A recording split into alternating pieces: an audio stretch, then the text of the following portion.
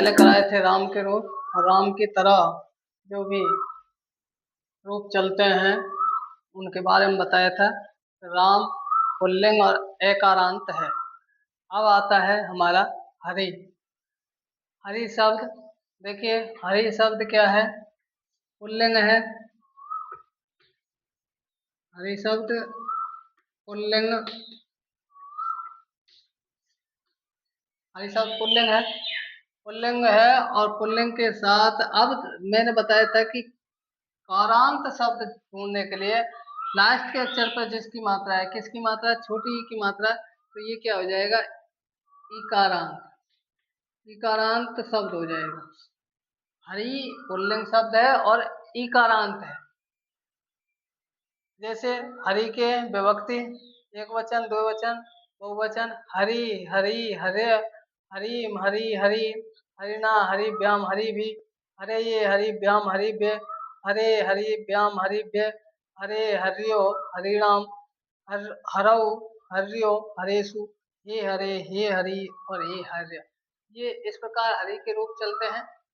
अब कवि में छोटी की मात्रा है तो कवि, मुनि, गिरि, अरि, रवि, पाणी, निधि और अथित्य। यानी कि कवि, मुनि और गिरि माने पर्वत, अरि अरि माने शत्रु, रवि माने सूर्य, पाणी माने हाथ, निधि माने खजाना और अतिथि माने मेहमान। तो इनके रूप भी, इनमें सब में ई की मात्रा है और पुल्लिंग है, इसलिए ये क्या है? इकारांत। ये भी शब्द क्या है? इकारांत है।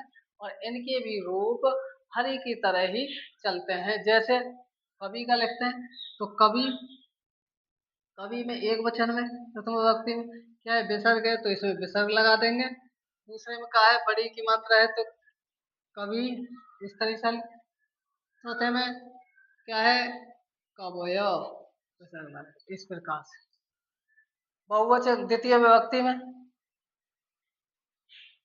द्वितीय विभक्ति में क्या है? कवीम, हरि में है तो यहाँ करीम आ जाएगा।